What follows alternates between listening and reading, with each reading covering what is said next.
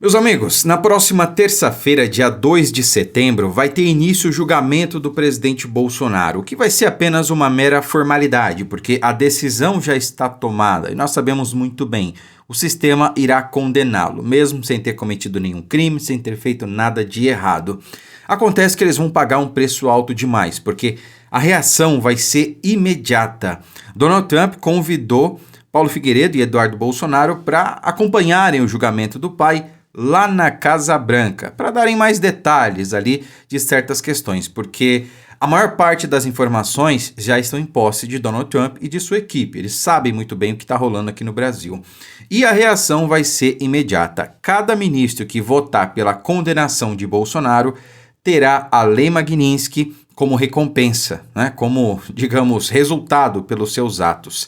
Então, vai ser assim com Flávio Dino, vai ser assim com Cristiano Zanin, ex-advogado do Lula, com o próprio Moraes, né, que já foi sancionado e que essas sanções devem ser ampliadas, né?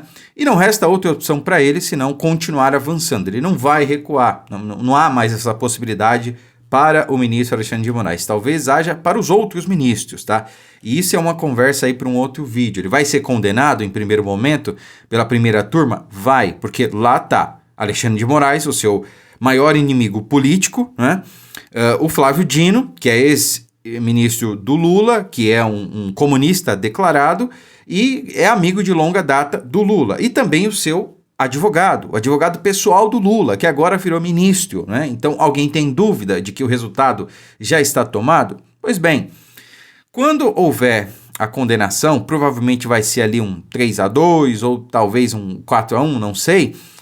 Há a possibilidade de recurso para o plenário, chamado recursos infringentes, embargos infringentes, né? Um tipo de recurso que poderá ser feito no plenário. E aí é onde a situação pode mudar. E é por isso que essa reação será imediata, já na votação aí da primeira turma, tá? Então realmente vai ser uma semana muito apreensiva, uma semana de sanções, uma semana não alegre para a democracia, vai ser uma semana triste para o Brasil, porque um homem inocente, um homem que despertou uma nação, um homem honesto e que trabalhou pelo seu país vai ser condenado, né? Embora esse vai ser o início aí de um processo que o Brasil precisa, que é esse processo de libertação, tá? Me refiro aí realmente, assim como os Estados Unidos passou por esse processo recentemente aí com a reeleição de Donald Trump, tá? Então a reação aí deve ser imediata e em tempo real, conforme o julgamento do presidente avança, tá? Lembrando que vai começar na terça-feira, dia 2, mas isso deve se alongar aí por mais alguns dias, né? E se a gente fizer uma comparação com o julgamento do Lula, que foi na Justiça Comum, onde ele teve direito a recurso do recurso do recurso, e respondeu anos e anos e anos na Justiça Comum, agora nós temos o presidente Bolsonaro, que não cometeu nenhum crime e que está sendo julgado no Supremo por inimigos declarados do Bolsonaro, né? Esse é o Brasil. Há alguma justiça, há democracia nesse país? No final, eu quero mostrar um vídeo para vocês e provar que não há, né?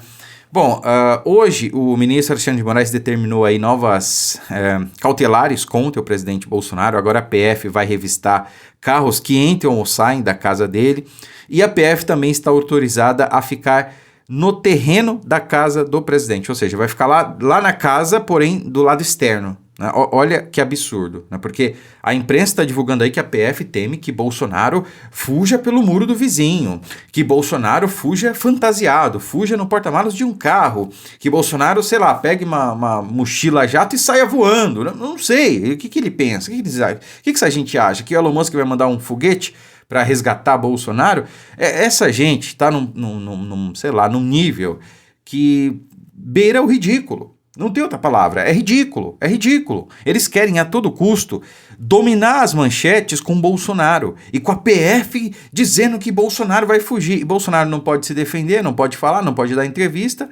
E aí ficam atacando e veiculando essas narrativas para tomar conta dos noticiários, enquanto, precisa ser dito, não é reverberado pela mídia, né? Como o roubo do INSS, como a vaza-toga.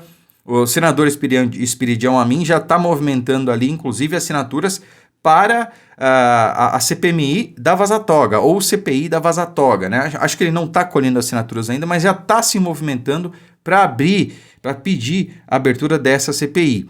E esse, meus amigos, é talvez o maior terror do sistema, né? Porque questões aí gravíssimas já foram expostas e que, se fosse num país democrático, as pessoas envolvidas já estariam afastadas e talvez até presas, mas como se trata do Brasil, não, imagina, né?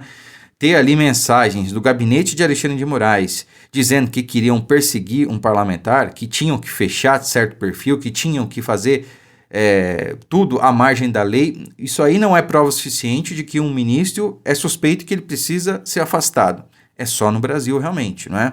Enfim, finalizo aqui com este vídeo onde quem ainda tem dúvida vai realmente entender se o Brasil é ou não uma democracia. Prestem atenção. Em que o ministro Alexandre de Moraes entrou em contato com o Hugo Mota e questionou que texto é esse que vocês estão querendo votar. Colocou o Hugo Mota contra a parede e depois o Hugo Mota se queixou com deputados de que estavam vazando esses textos para os ministros do Supremo Tribunal Federal. Então, o caldo entornou na Câmara dos Deputados, o clima é complicado, o momento é difícil e o Planalto com medo disso respingar na votação do imposto de renda. Agora, antes de devolver para você, Sadi, o último diagnóstico do governo é que o Hugo Mota está completamente perdido nesse momento, que ele não está sabendo mediar, administrar as pressões à direita e à esquerda. Também é um diagnóstico muito presente ali entre deputados, entre líderes na Câmara dos Deputados, e também o entendimento de que o entorno do Mota, os líderes ali do Centrão, que estão mais próximos do presidente da casa, também não tem estofo,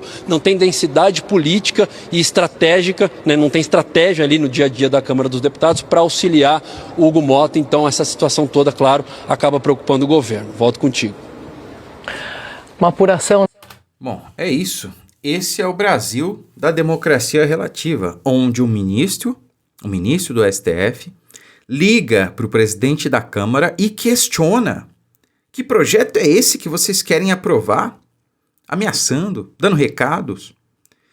Olha, numa democracia, esse ministro que ligou para o presidente da casa deveria ser preso, porque isso aqui é um crime, isso aqui é uma violação à Constituição. Toda violação à Constituição é considerada um crime gravíssimo.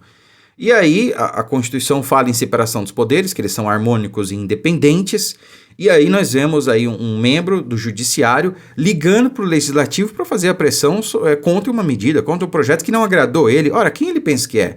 Ele recebeu algum voto? Não. Mas está ligando para um deputado, presidente da Câmara, para reclamar de um projeto. Esse é o Brasil da democracia relativa. E percebam que isso não é novidade, isso não é de agora, isso sempre aconteceu. Acontece que quando o presidente Bolsonaro foi eleito, aí o sistema foi exposto, aí o sistema teve que avançar ainda mais porque o Brasil acordou. Antes o brasileiro estava ocupado vendo novela, assistindo futebol, Copa do Mundo, a política do pão e circo, que foi sempre empregada pelo PT, né?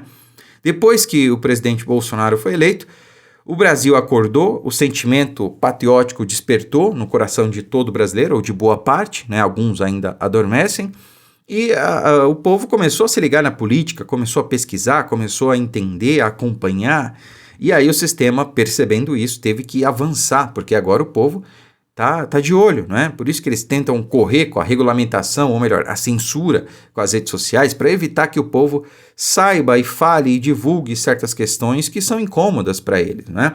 Por exemplo, essa notícia aqui, você veria na Globo de que um ministro do STF ligou para o presidente da Câmara para questionar a respeito de um projeto? Isso não existe.